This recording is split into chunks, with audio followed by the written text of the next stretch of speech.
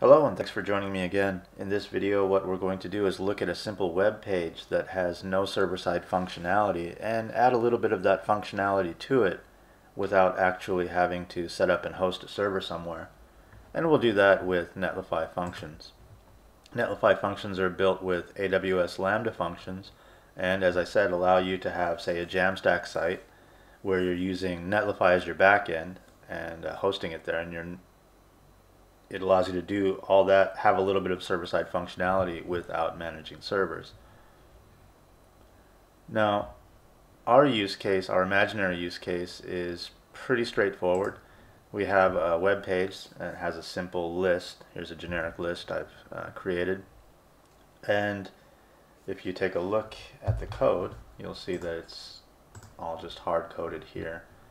Right, but we'd like to make an API call, get some data, and then dynamically display it in this list. And basically, our imaginary use case involves a restaurant that has craft beers on tap, and they have, say, 10 beers. They have a list of 10 beers that they display on monitors throughout the restaurant. You know, they have digital menus.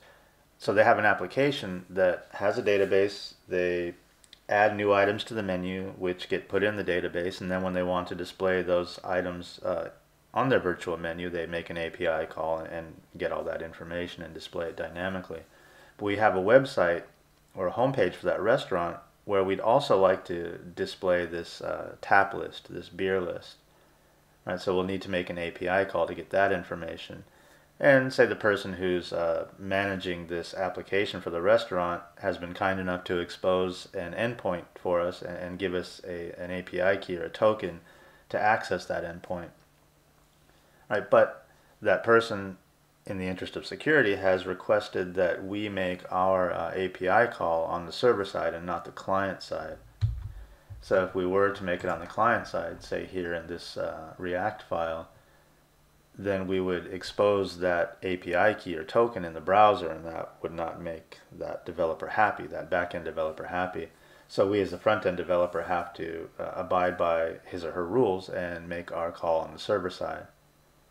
Right, so for this tutorial, first what we're going to do is set up a server in the normal way using, I'm going to be doing it in Node using Express.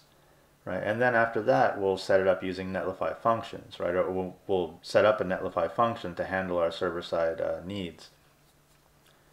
So as prerequisites for this tutorial, you should probably be very comfortable with React, or at least fairly comfortable, and know how to set up a simple server using Express. Right, dependencies for this example are right here. They're .env, Express, Gatsby, Node Fetch, React, and React DOM. Now, I used Gatsby to set up this little site, so .env I believe is a dependency with Gatsby, but you know, if you're not using Gatsby, you'll have to install that yourself, right? And what we're doing is we're using a .env file to keep our that restaurant application URL along with the API key in it. I'm not really using a restaurant's API or sorry, endpoint and API key. I just used, I created this, here let me show you. I created this simple gist over at GitHub. It's a JSON file that returns a list of beers, or that is a list of beers, excuse me, and we'll use this as our mock JSON response from our API. So all we really have here in this .env file is just the gist URL, but we're pretending it has that important API key embedded within it. Okay, so first, in the root of your project, and if you're following along with me, hopefully you've gotten set up to this point, I'll put the code as it is now in a GitHub repository so that you can clone it and then just start from where we're at now and go along with me. So in the root of your project, go ahead and add a folder. We'll call it server, and then in that folder add a new file called server.js. Right, we'll need Express.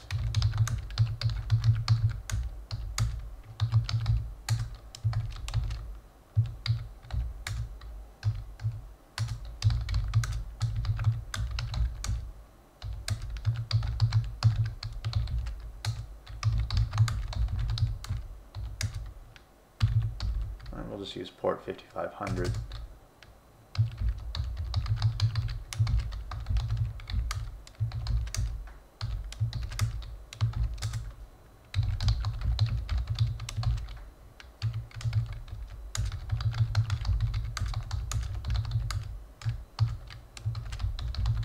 Alright, and we'll set up a simple script to run our server, our package JSON file.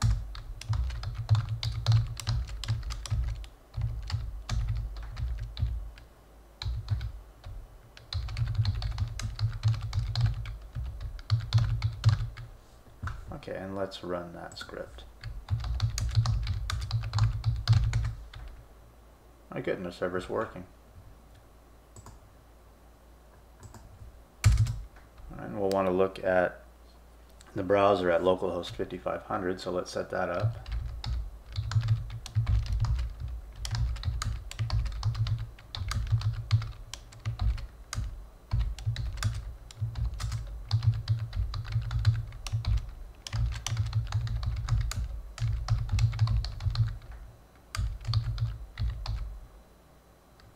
Okay, so let's take a look at localhost 5500.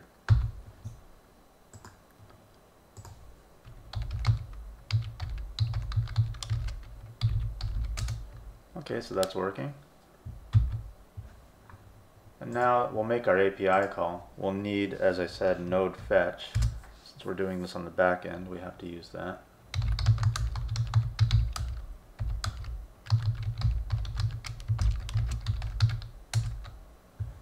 Also, we're going to need the .env package.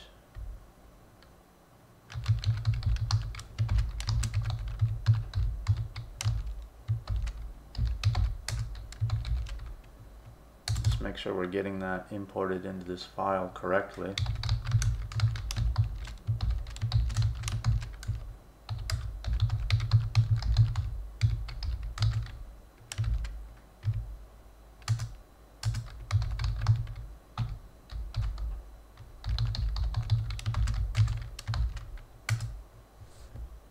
Okay, and we are, you can see that here.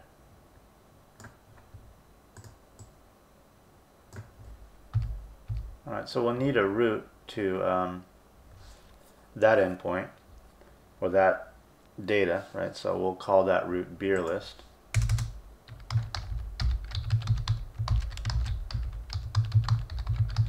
Let's just call it tap list, beer tap list.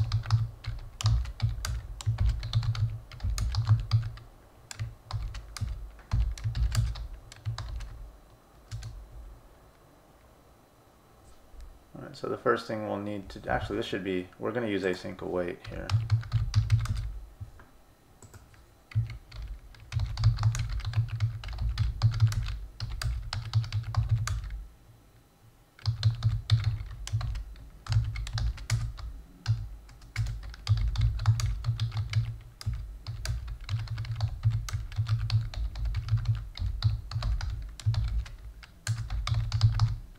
Make sure we're getting it, getting that data.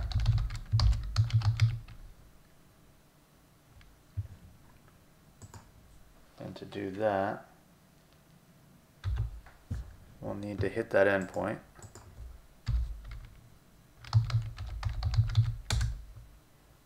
Okay. And you can see that we are getting that data in here. Good. Alright, so let's set up our response.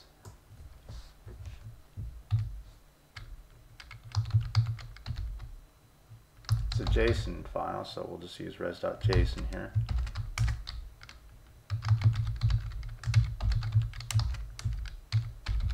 If the response is successful, of course, we'll use 200.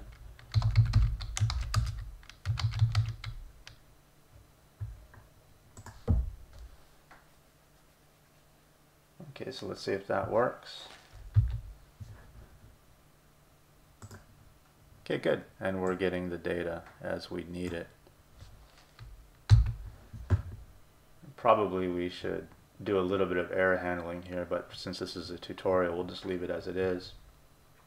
Alright, so now that we have that list exposed, we can make a call to this endpoint and then get that data on the client side, right, without risking exposing the API key.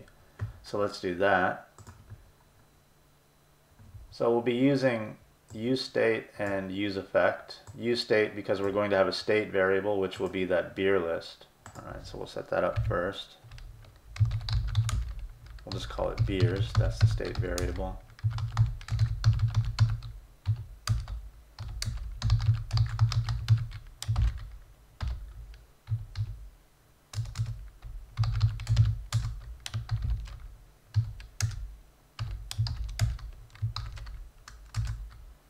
We only want it to go one time.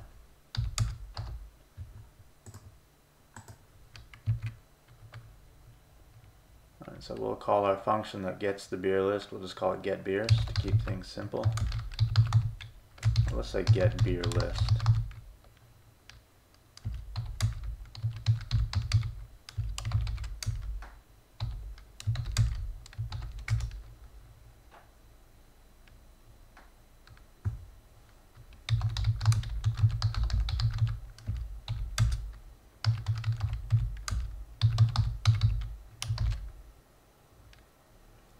Alright, so we're going to need a URL here, right? And what is that URL? Well, it's just this endpoint, or this URL here. So you can copy that, paste that in here.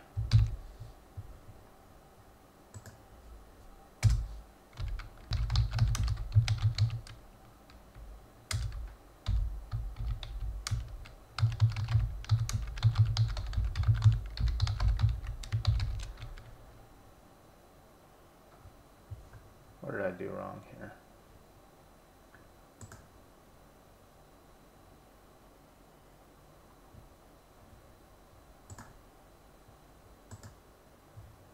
Okay, that's a simple mistake. Forgot to put this URL within quotes. Alright, good. So we'll log things to the console, and this time it'll be the browser console, just to see that we're getting our data in correctly. But you've probably already, if you've got any experience with this, you probably already know that we won't be getting it in correctly at this point. But let's just take a look. All right, so head over to the web page, and that's here.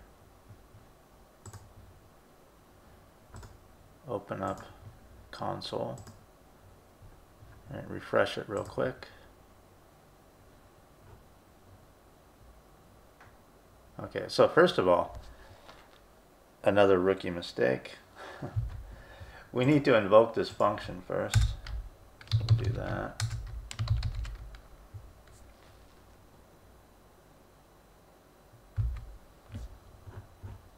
All right, so now you can see that it says here that we've been blocked by CORS policy, right? So we need to make it so that from our from the server side on our end, right, what the servers that we've set up, we're allowing this call to happen, right? We can do that using access control allow origin. So we need to set a header, and so you can just copy that if you don't remember what it is. Okay, now go into your server.js file, all right, and set a header.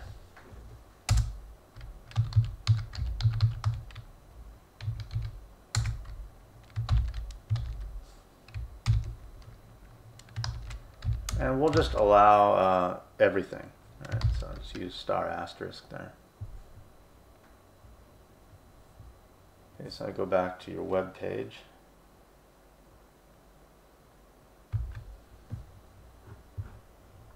Refresh it. Okay, so now we're able to get that data in. All right, so looks like the path is body, beers. Okay, so going back to your index.js file.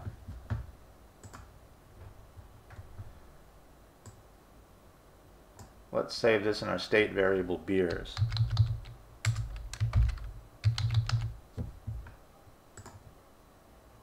And then just to make sure we're getting it and saving it in that state variable.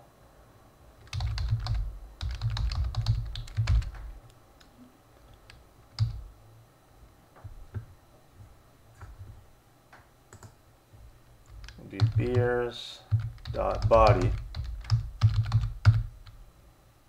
If you're wondering why it looks like that, remember that's how we set up our JSON response.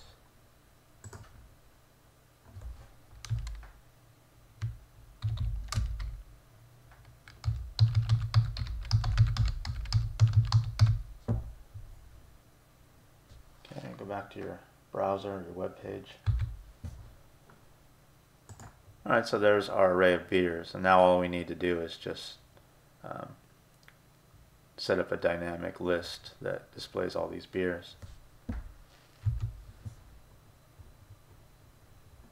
And so you can get rid of all of this now. We'll use JavaScript here. So it was beers.body.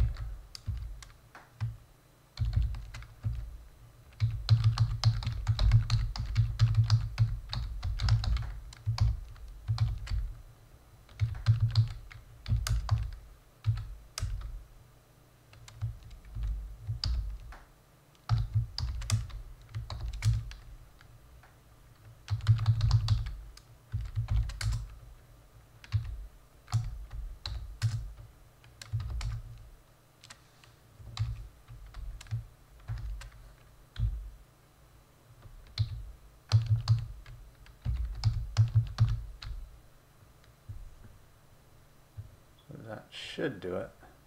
Let's go back to our web page.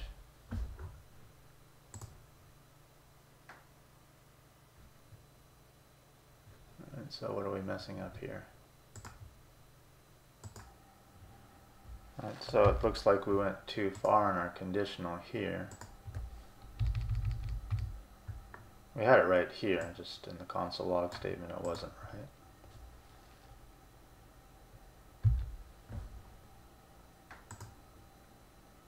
Okay, so there we go. Now we're displaying all of the beers, right, as we wanted to.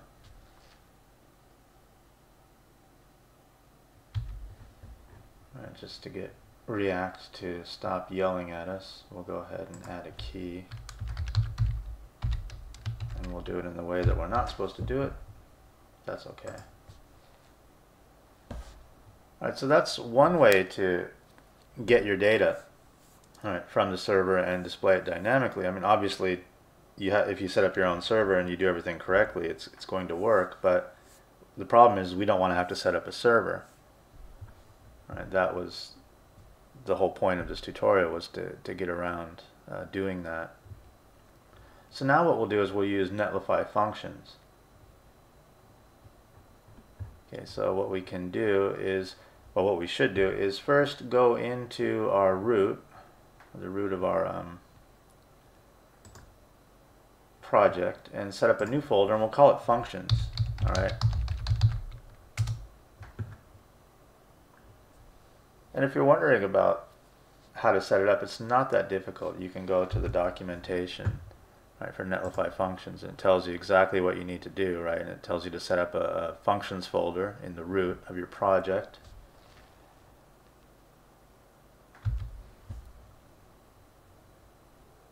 And then in that folder, our function we're just going to call getBeerList. All right, so in that, if we're going to call the function getBeerList, we call the file that we're going to use for that function the same, right? So we'll say getBeerList.js.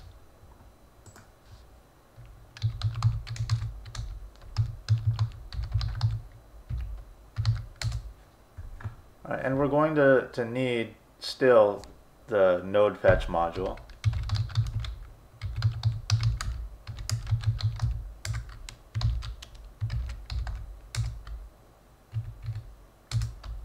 We're also going to need .env. All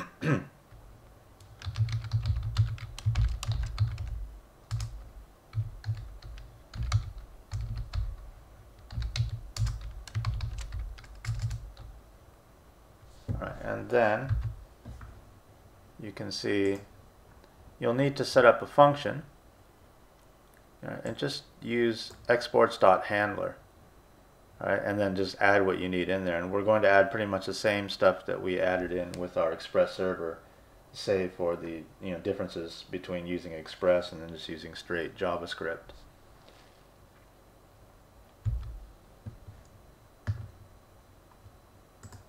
So not server, but get beer list.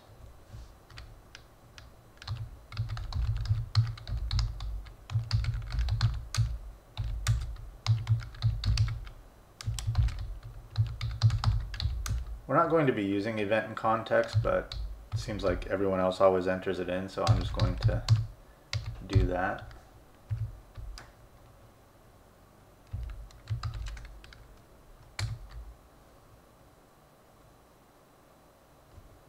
What am I doing here?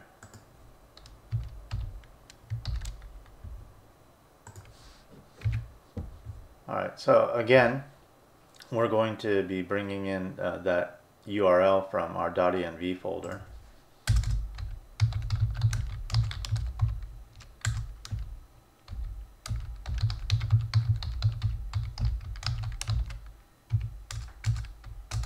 One more time just to check, make sure it's coming in.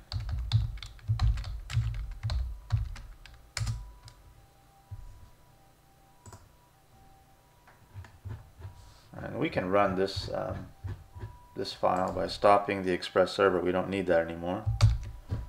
Alright, and then just run the file on its own. It's functions get beer list.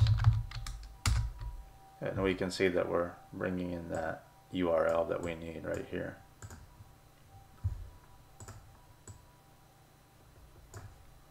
Okay, so now what you can do is go over to your server file and just grab all of this code right here, and then we'll adjust it as we need to.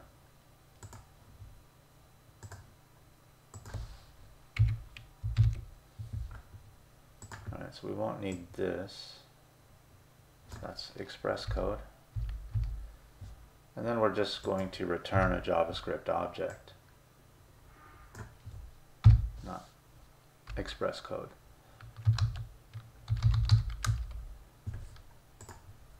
Alright, so as it is now,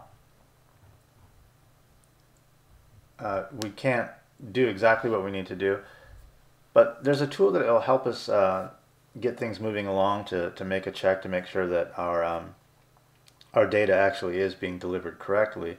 And that tool is Netlify Dev, or you can use what they call the Netlify CLI.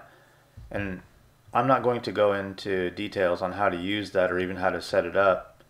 I would say at this point, if you want to use it, you can go ahead, and I encourage you to use it. It's a useful tool. Just go ahead and pause the video and go to Netlify Dev, the Netlify Dev homepage, and set it up according to their instructions. And if you use that, you're going to need, not if you use that, actually just to use Netlify functions at all, you're going to need to set up a netlify.toml file, right? So we'll do that now. And actually, you can see that information here. Right, it tells you to set it up just like this. So if you copy that, and then go into the root of your project and set up that file.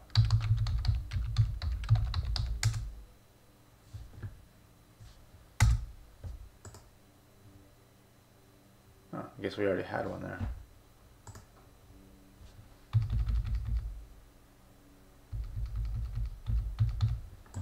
Alright, so that's my bad. I'd set this up previously on a failed version of this tutorial that I didn't follow through with. But basically, if you looked at what they had,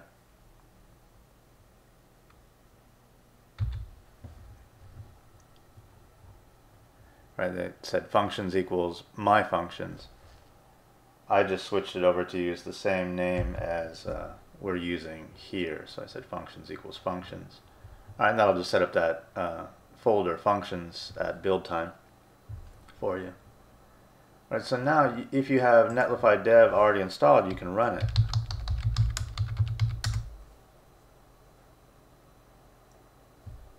All right, now it tells you you've got a server, a dev server running.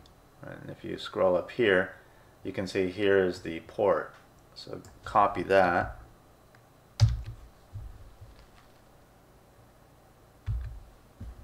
Right, and rather than this browser page opened up automatically, so go ahead and get rid of 8888 and paste in the port they gave you. So if you just do that, it'll tell you function not found because you need to add that endpoint, which is the same as the function name or your file name, right? So that would be get beer list. Okay, now it's going to give you this error here because when you use Netlify functions, you're going to have to do the JSON stringify thing. So go into your getBeerList.js and just do that here.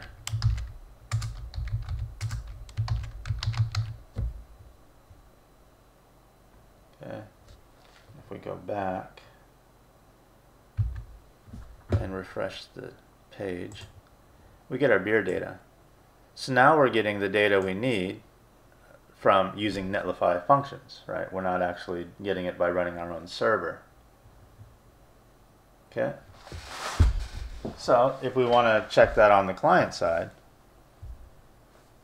let's get rid of our server endpoint page.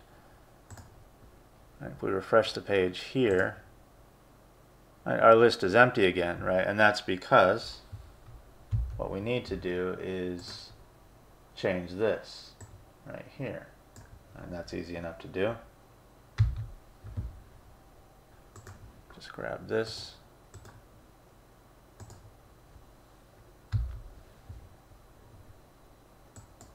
And paste it in here.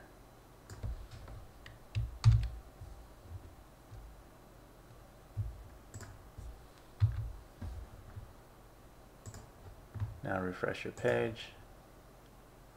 All right, so again, you can see that we're getting this error, right? Because again, we have to allow access from this origin. So one more time, copy that.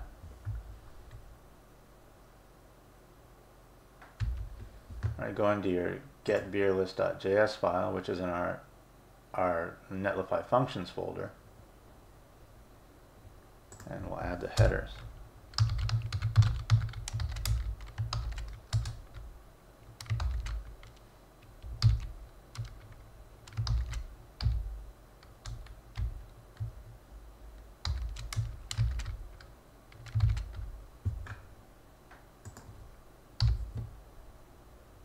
Okay.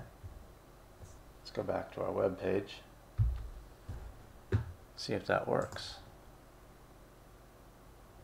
Alright, well, it's getting undefined now. Let's make sure that we're getting our data. Sometimes we have to stop and restart the Netlify dev server, but let's just make sure that we're getting our data okay.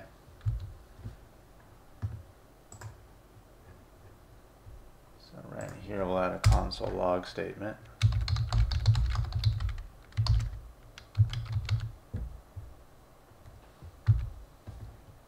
Alright, so we are getting the data. You can see that here. It's just that the response shape has changed a little bit. Recall, here we had our custom response where we had body, and that came up and we had to follow that path. But in this case, if you look at the response, it's just beers, right? So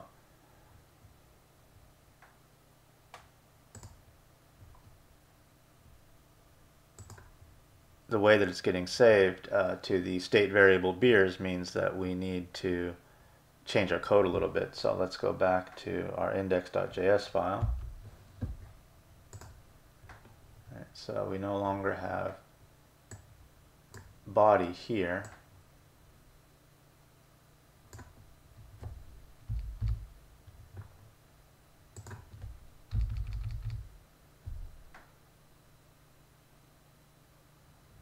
Okay, so this is line 19.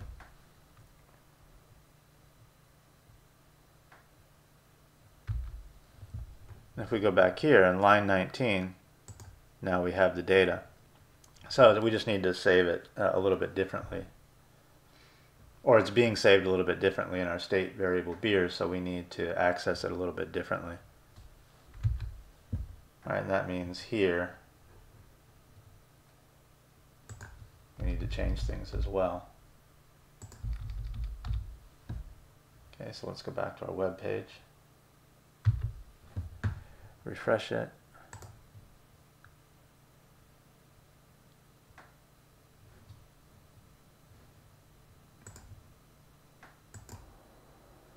Okay, so there was actually nothing wrong with the code. I assure you I've changed nothing, but somehow just commenting out the code and then refreshing the page one more time brought the data in. So it's probably just the Netlify dev server. It took a little time to update everything. But basically now we're using Netlify functions to bring in our data completely, right? We're no longer using the server.js file, right? And if you want to verify that, even though it should be clear at this point, you can just go into your directory and delete the whole server folder in its file.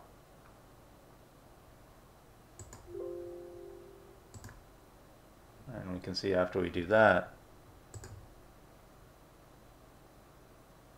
Okay, so again, this is this error that we're getting in our index.js file, and just to show you that, I went back to refresh the page, the web page. So I think there might be an easy way to fix this.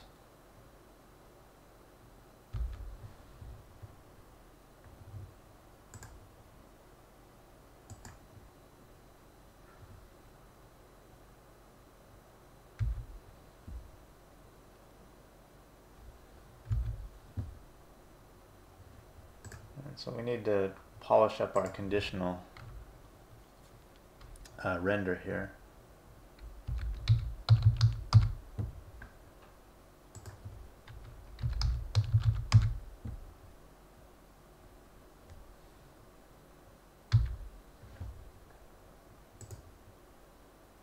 Okay, so things are working now.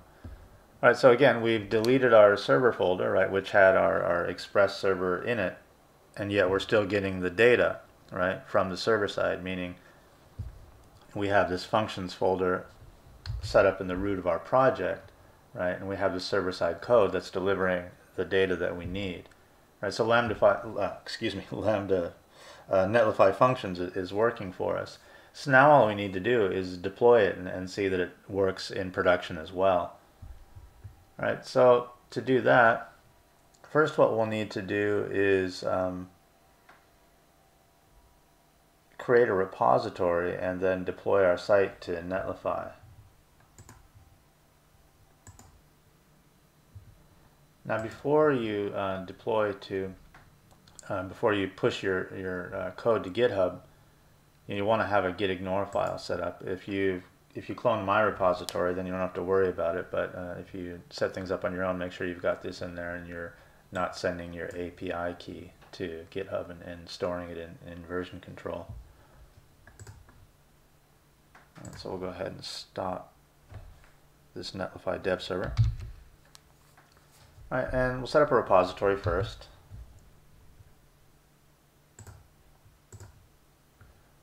I'm just going to call this one, what happened here? Am I in the right one? New repository, excuse me. And that would be Netlify functions demo.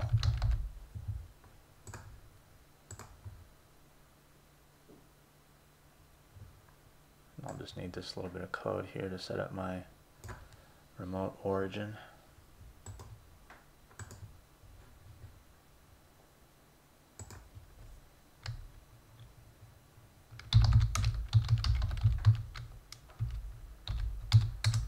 Alright, so I actually did this once before as a test, so I've got the old remote origin in here, so I'll remove that real quick.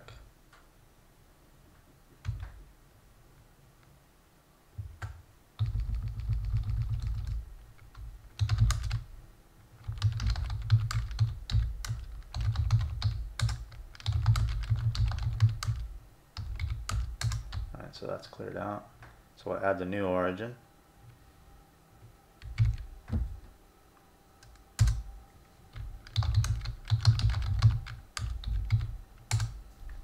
right, which is basically the same.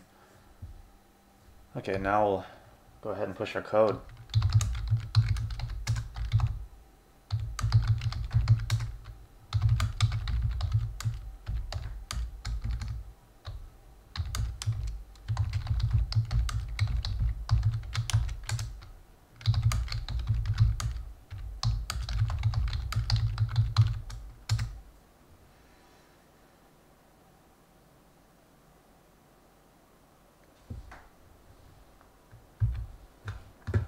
So our code is there, hopefully, and it is. So now we'll go to Netlify and we'll add this, we'll create a Netlify site from this repository.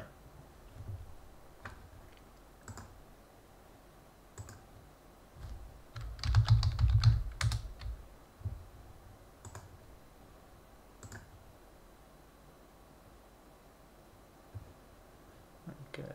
And new site from Git, since we're hosting it at GitHub.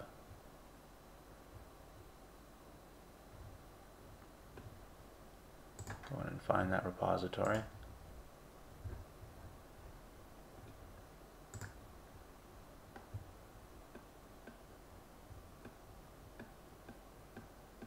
Here it is, Netlify functions demo. Save that. Alright, where is it? It's here. Alright, so since it's my application is a Gatsby application, the build command is Gatsby build. Alright, and the publish directory is public. Alright, now here's where we can add our API key, right, our environment variables, so that Netlify will keep them secret for us. Alright, so we have a new variable.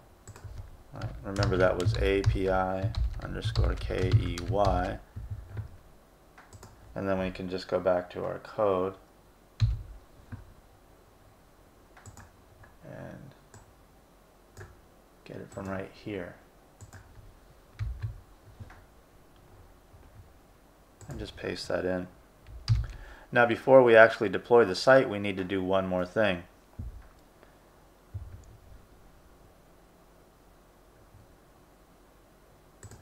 So before we were using the local dev server from Netlify, and we were making our API call to the endpoint that was based on that local dev server, but now we need to use this little bit of code here.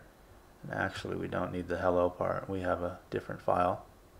So if you copy this,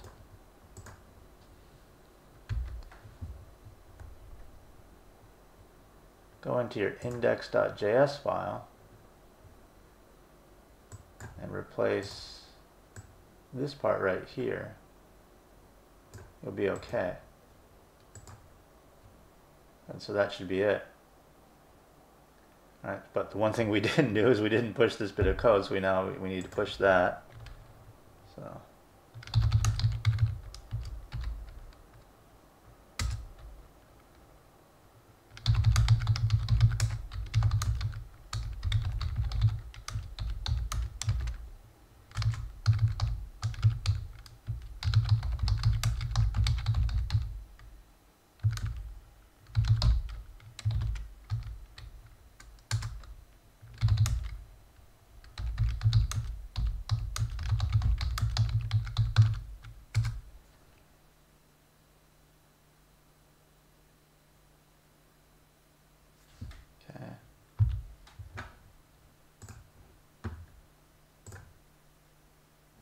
so now everything's been updated.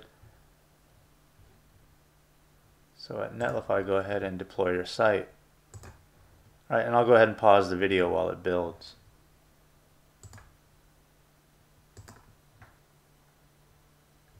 Alright, so there were no errors in our build. Our site is live, it says, so that's a good thing. So we'll cross our fingers and hope that our Netlify functions code is working for us.